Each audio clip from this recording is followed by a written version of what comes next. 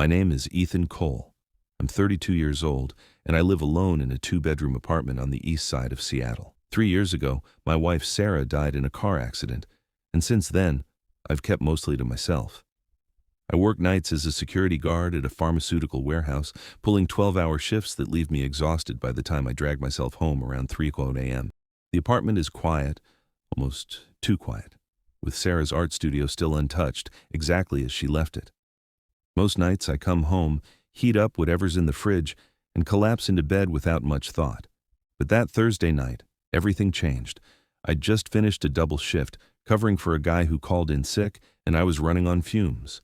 My eyes burned, my back ached, and all I wanted was to fall face first into my bed and sleep for the next 10 hours. I unlocked my apartment door, tossed my keys on the kitchen counter, and shuffled down the hallway toward my bedroom, already pulling off my jacket. The window was open. I'd left it cracked to let in the cool night air, and the curtains were swaying gently in the breeze. I pushed open the bedroom door, reaching for the light switch. That's when I saw her. There was a woman sitting on the floor in the corner of my bedroom, wedged between my bed and the wall, her knees pulled tight to her chest. She was wearing hospital scrubs, light blue and wrinkled, with dark stains that looked like blood spattered across the front. Her feet were bare, pale and dirty, and I could see a fresh cut bleeding down her forehead. Her dark hair was tangled, plastered to her face with sweat, and her eyes, wide and terrified, locked onto mine the second the light came on. For a moment, I couldn't move, couldn't breathe. My brain struggled to process what I was seeing. A woman in my bedroom, a complete stranger, huddled in the corner like a trapped animal. "Please," she whispered, her voice cracking with desperation. Her hands were shaking, and I could see dark bruises around her wrists, like she'd been restrained. "Please, I'm sorry. I know this is insane. But can I stay for one night? Just one night. I have nowhere else to go." My heart was hammering against my ribs. Every instinct screamed at me to back away, to call the police, to get her out of my apartment before whatever nightmare she was running from landed on my doorstep. But something in her eyes stopped me. It wasn't just fear. It was the same look Sarah had in those final moments, the one I saw in the hospital photos. Desperation. The look of someone who needed saving and knew no one was coming. "How did you get in here?" I managed to ask, my voice coming out rougher than I intended. My hand stayed on the light switch like it was the only thing anchoring me to reality. She flinched at my tone, pressing herself further into the corner. "The fire escape. Your window was open." "I'm sorry, I knocked first, but no one answered. I waited outside for almost an hour, but I couldn't stay out there anymore. They were looking for me. I saw their car circling the block." "Who's looking for you?" My pulse was racing now. I glanced toward the window, half expecting to see someone climbing through. "Are you in some kind of trouble? Are you running from the law?" "No," she said quickly, shaking her head. Tears were streaming down her cheeks now, cutting through the grime on her face. "I'm a nurse. My name is Claire Thompson. I work at Cascade General Hospital, the one about 6 blocks from here. Something happened tonight, something bad, and I can't go to the police because I don't know who I can trust." I stared at her, trying to decide if she was telling the truth or if this was some elaborate setup. She looked genuine, her terror too raw to be an act, but I'd been fooled before. The world wasn't kind to people who opened their doors to strangers. "Show me some ID," I said, keeping my distance. She reached slowly into the pocket of her scrubs and pulled out a hospital badge, the kind that hung on a lanyard.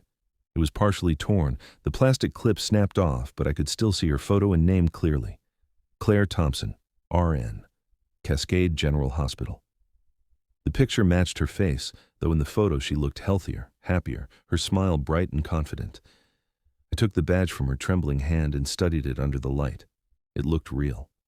The holographic seal, the barcode on the back, everything seemed legitimate, but that didn't explain the blood on her scrubs or the bruises on her wrists. "What happened to you?" I asked, handing the badge back. "Why are you bleeding? Why do you look like someone tried to strangle you?" Her hand went instinctively to her throat, touching the dark purple marks that ringed her neck like a collar. "Someone did," she said quietly. "In the parking garage at the hospital, about 2 hours ago. I fought him off and ran. I've been hiding ever since." My stomach twisted. I glanced at the window again, at the fire escape visible through the gap in the curtains. If someone was really after her, they could have followed her here. They could be outside right now, watching, waiting. "Why my apartment?" I asked. Out of every building in Seattle, why did you climb through my window? She looked down at her hands, her fingers twisting together nervously. I chose this building because it's close to the hospital, but not on my usual route home. I thought they wouldn't think to look here. Your window was the only one open. I saw the light was off, and I thought maybe no one was home. I didn't plan this. I just needed somewhere safe for a few hours to figure out what to do next. I wanted to believe her. God, I wanted to. But 3 years of living alone, 3 years of keeping the world at arm's length, had taught me to be careful. Trust had cost me everything once before. I should call the police, I said, pulling my phone from my pocket. If someone assaulted you, you need to file a report. They can protect you. No, she said sharply, her eyes widening in panic.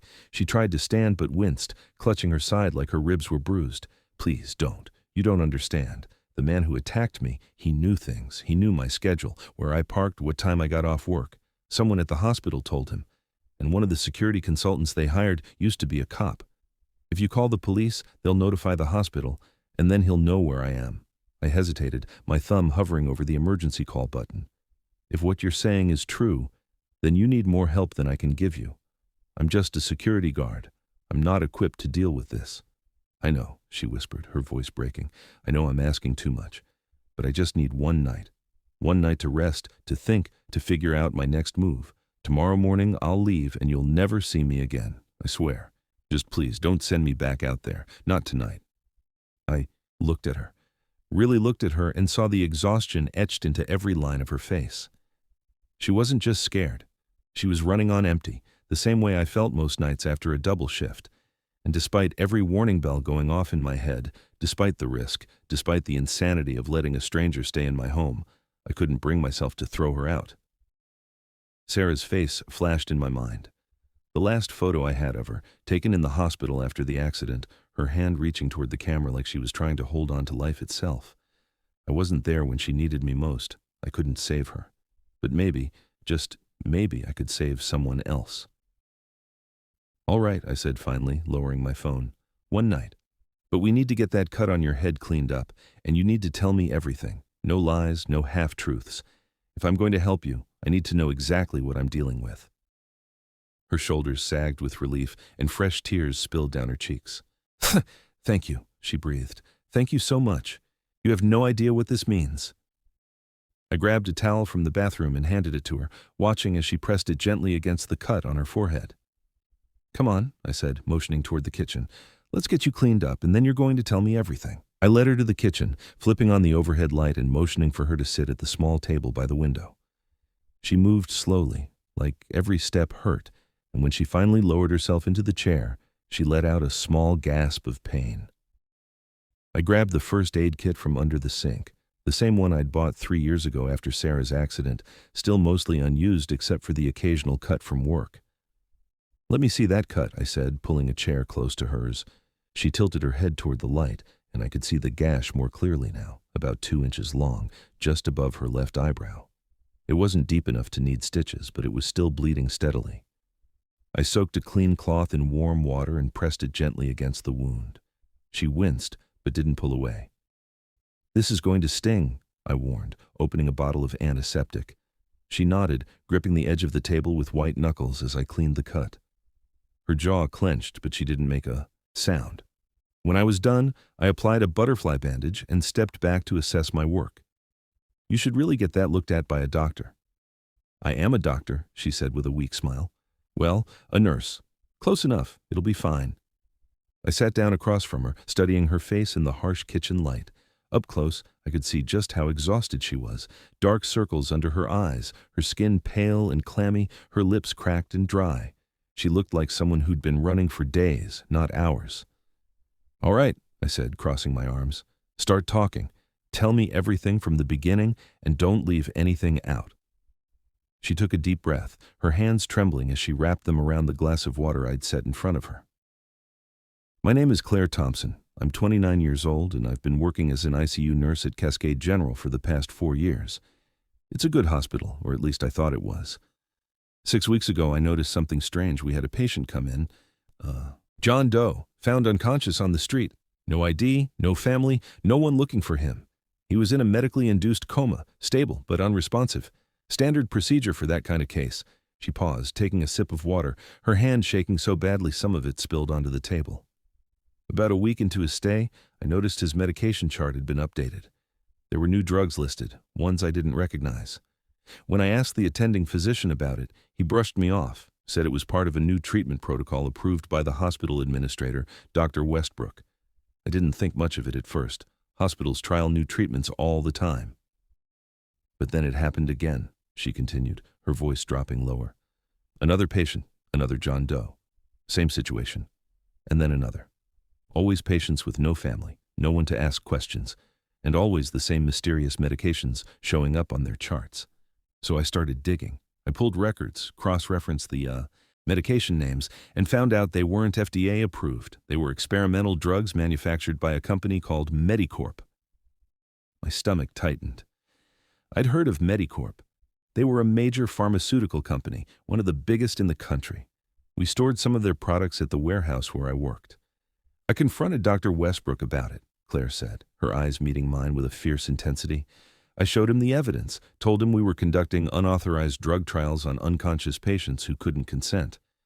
Do you know what he did? He smiled. He actually smiled and told me I was overreacting, that these trials were helping people, that the hospital was on the verge of bankruptcy before Medicorp stepped in with funding. He said I should be grateful, that I should keep my mouth shut and do my job. But you didn't, I said quietly. No, she said, shaking her head. I couldn't.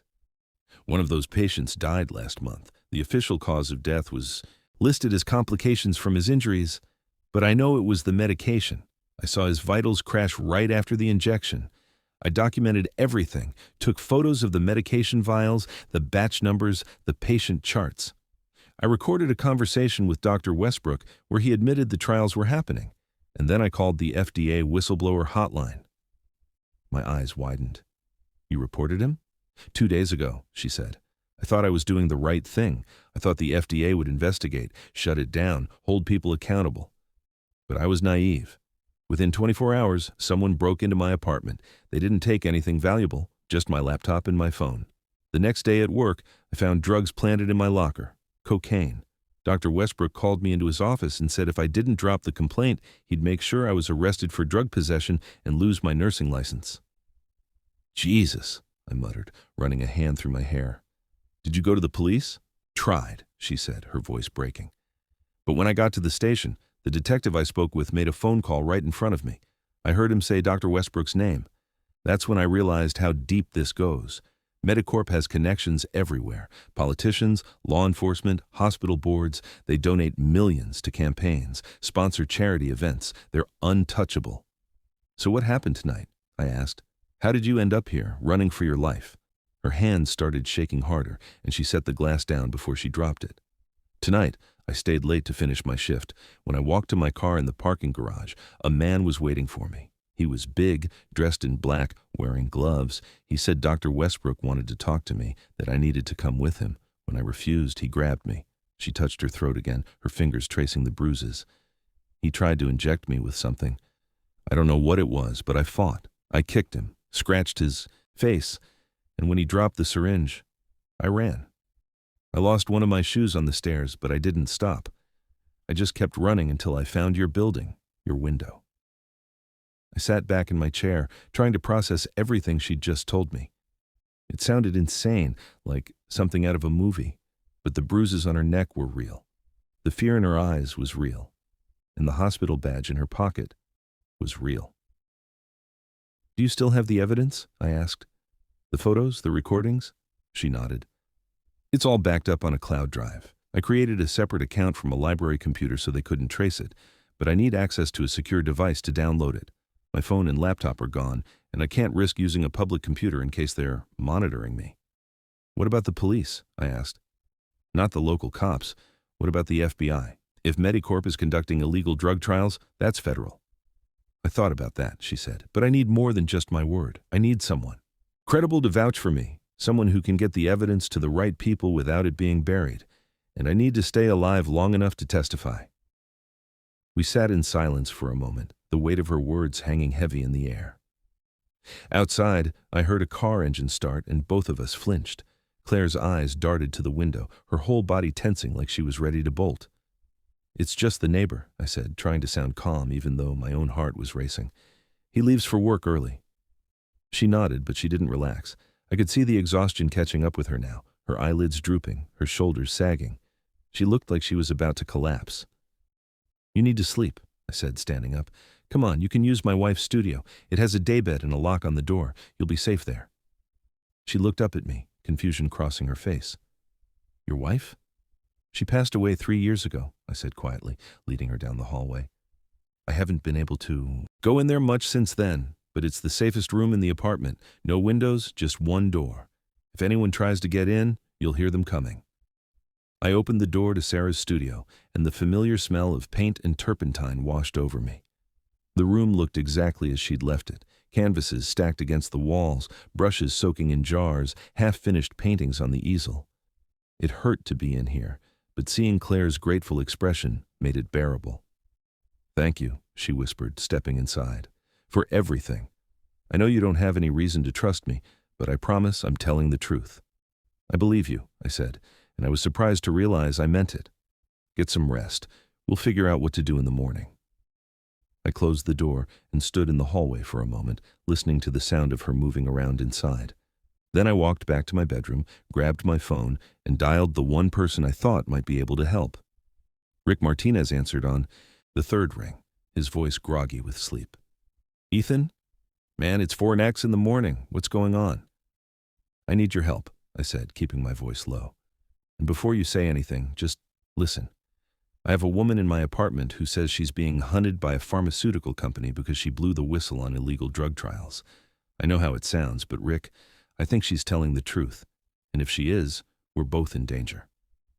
There was a long pause on the other end of the line. Then Rick let out a low whistle. You really know how to pick them, don't you? All right, I'm listening. Tell me everything. I spent the next hour on the phone with Rick, explaining everything Claire had told me while I paced the length of my small living room. Rick listened without interrupting, and when I finished, he was quiet for a long moment. This is serious, Ethan, he finally said. If even half of what she's saying is true, you're sitting on a federal case. Unauthorized human trials, corporate corruption, witness intimidation. But here's the problem. Without the evidence, it's just her word against a hospital administrator and one of the biggest pharmaceutical companies in the country. They'll bury her and anyone who helps her. She has evidence, I said. Photos, recordings, patient records. It's all stored on a cloud drive. Then we need to get it, Rick said, but not from your apartment. If they're looking for her, they might already be monitoring your building. I can get you access to a secure terminal at my office tomorrow. Bring her there, we'll download everything, and then I'll help. You figure out who to contact at the FBI. But Ethan, you need to understand what you're getting into. These people don't play around. If they're willing to drug unconscious patients, they're willing to do worse to shut her up. I know, I said, glancing down the hallway toward Sarah's studio. But I can't just throw her out, not after what she's been through. I'm not asking you to, Rick said quietly. Just be careful, and keep your phone on. If anything happens, call me immediately. I hung up and stood in the darkness of my apartment, the weight of the decision I'd made settling over me like a heavy blanket. I'd let a stranger into my home, into Sarah's sacred space, and now I was tangled up in something that could get both of us killed. But as I thought about Claire's terrified face, the desperation in her eyes when she'd begged me for one night, I knew I'd made the right choice. Some things were worth the risk. The next morning came too quickly. I'd barely slept, jolting, awake at every sound, convinced someone was breaking in. When sunlight finally filtered through the curtains, I got up and made coffee, my hands still shaking from adrenaline and exhaustion. Claire emerged from the studio around 8, looking slightly better, but still haunted. She'd washed her face, and I'd left some of Sarah's old clothes outside the door. They fit her loosely, but at least she wasn't wearing blood-stained scrubs anymore. How did you sleep? I asked, handing her a mug. Better than I have in days, she admitted, wrapping her hands around the warm ceramic. Thank you again. For last night, for this. I know it wasn't easy. I called a friend, I said. Rick Martinez. He works in cybersecurity. He can help us access your cloud drive from a secure location and figure out who to contact at the FBI. But we need to move carefully. If they're watching, we can't give them any reason to suspect you're here. She nodded, her jaw set with determination. When do we leave? This afternoon, I said. Rick's office is downtown. We'll take the bus, stay in public places, blend in with the crowds, but first you need to eat something. You look like you haven't had a real meal in days." I made us scrambled eggs and toast, nothing fancy, but she ate like it was the best food she'd ever tasted. We didn't talk much during breakfast, both of us lost in our own thoughts. But when she looked up at me, something had shifted in her expression. The fear was still there, but underneath it was something else. Hope, maybe, or trust. "Why are you doing this?" she asked suddenly. "You don't know me. For all you know, I could be lying about everything. Why risk so much for a stranger?" I thought about Sarah, about the phone call I'd gotten that night 3 years ago, about the way I'd raced to the hospital only to arrive too late, about the guilt that had eaten away at me ever since, the constant replay of what-ifs and if-onlys that haunted my dreams, because someone should have been there for my wife when she needed help, I said quietly. And they weren't. I wasn't. Maybe I can't fix that, but I can make sure I'm here for you now. Sometimes that's all we can do, show up when it matters. Her eyes filled with tears, and she reached across the table to squeeze my hand. "I'm sorry about your wife, and I'm sorry for bringing this into your life. But I promise you, when this is over, I'm going to make sure you don't regret helping me." We left the apartment just after noon, both of us wearing baseball caps and sunglasses, trying to look casual even though my heart was pounding with every step. The bus ride downtown felt like it took forever, and I kept checking over my shoulder, looking for anyone who might be following us. Claire sat pressed against the window, her body tense, her eyes scanning every face in the crowd. Rick's office was in a modern building near Pike Place Market, all glass and steel and security checkpoints. He met us in the lobby, his expression serious as he led us to a private conference room on the 15th floor. "All right," he said, setting up his laptop. "Let's see what we're dealing with." Claire logged into her cloud account, her fingers trembling as she typed. And then, one by one, the files appeared on the screen. Photos of medication vials with batch numbers that didn't match any FDA-approved drugs, patient charts showing unauthorized medications administered without consent, financial records showing payments from Medicorp to the hospital foundation, millions of dollars funneled through shell companies, and a recording, grainy but clear, of Dr. Westbrook admitting that the trials were happening, that he'd accepted money to look the other way, that he'd do whatever it took to protect his reputation and his career. Rick's eyes widened as he scrolled through the evidence. "This is massive," he breathed. "This isn't just one hospital. This is a nationwide operation. Medicorp has been running these trials at facilities all over the country, targeting vulnerable populations who can't fight back." "Can you get it to the FBI?" Claire asked, her voice urgent. "Better than that," Rick said, pulling out his phone. "I know someone at the Seattle field office, Agent Lisa Kwan. She's clean, has a reputation for going after corporate corruption. If anyone can handle this without it getting buried, it's her." He made the call, and within an hour, Agent Kwan arrived at the office with 2 other agents. She was in her mid-40s, sharp-eyed and no-nonsense, and she listened to Claire's story without interrupting. When Claire finished, Kwan leaned back in her chair and studied her for a long moment. "Miss Thompson," she said finally, "what you're describing is incredibly serious.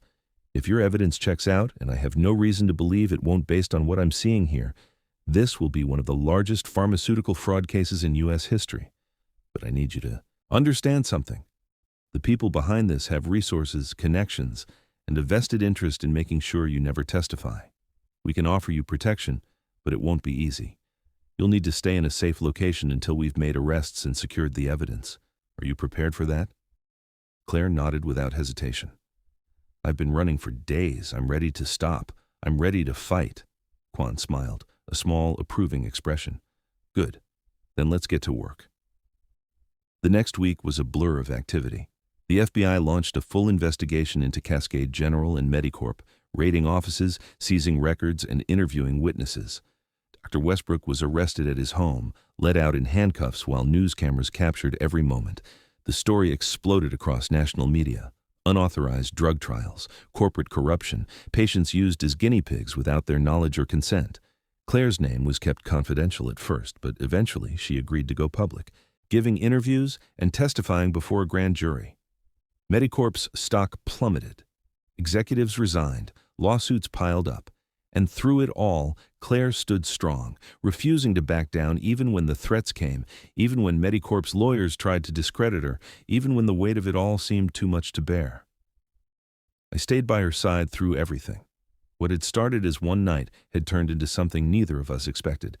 We'd been through hell together, and somewhere along the way, in the quiet moments between FBI interviews and court preparations, we'd found something real. Not a romance born out of gratitude or trauma, but a genuine connection built on trust, respect, and shared purpose. 6 months after that Thursday night when I'd found her in my bedroom, Claire and I stood together on the steps of the federal courthouse in Seattle. Dr. Westbrook had just been sentenced to 15 years in prison. Medicorp had agreed to a $50 million settlement, and new regulations were being written to prevent anything like this from ever happening again. Claire had received a whistleblower reward, $500,000 that she planned to use to start a foundation supporting other medical professionals who wanted to report misconduct. "We did it," she said quietly, leaning against me as cameras flashed in the distance. "It's really over." "It's over," I agreed, wrapping my arm around her shoulders. "And now, we get to figure out what comes next."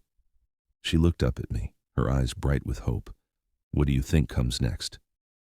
I thought about Sarah, about the years I'd spent locked away in grief, convinced that moving forward meant forgetting. But I'd learned something in the past 6 months. Moving forward didn't mean forgetting. It meant choosing to live again, to open yourself up to the possibility of love and connection and purpose, even when it scared you. Especially when it scared you. "I think we build something new," I said. "Together." She smiled. A real smile, the first truly unguarded one I'd seen since that night in my bedroom. "I'd like that."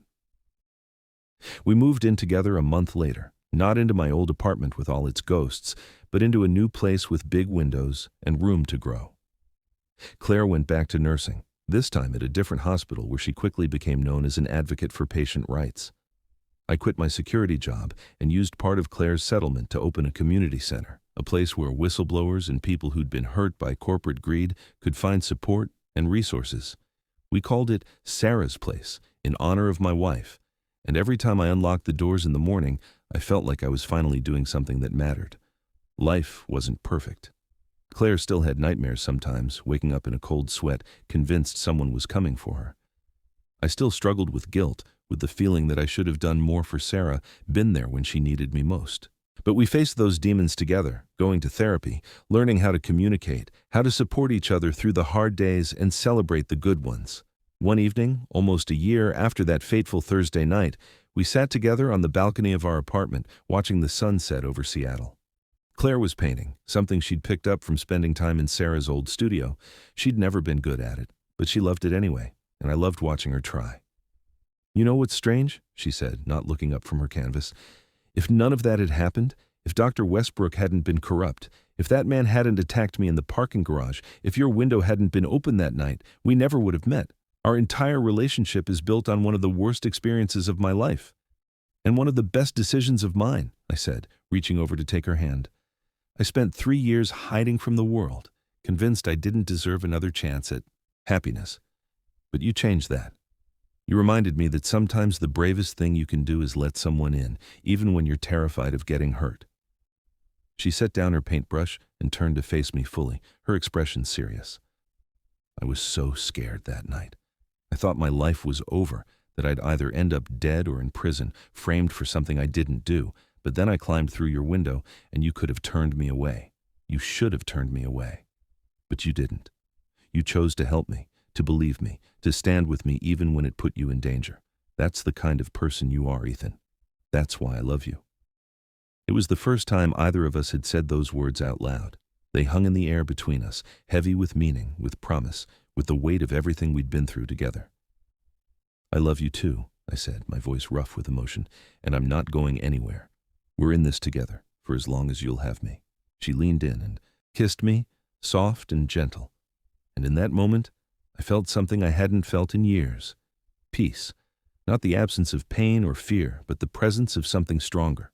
Hope, connection, purpose.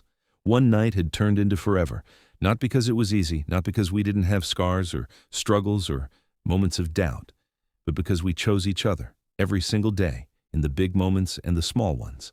Because sometimes the most important thing you can do is show up when someone needs you, even when it's inconvenient, even when it's scary, even when you don't know how the story will end. And sometimes, if you're very lucky, showing up for someone else means finding your way back to yourself. My name is Ethan Cole. 3 years ago, I lost my wife and thought I'd lost myself too. But one Thursday night, a stranger climbed through my bedroom window and asked if she could stay for one night. I said yes. And that one night changed everything. If this story touched your heart, please subscribe to our channel and turn on the notification bell so you never miss another powerful story like this one. And tell us in the comments, where are you watching from? We'd love to hear from you, no matter where in the world you are. Thank you for being here, and remember, sometimes one act of kindness can change 2 lives forever.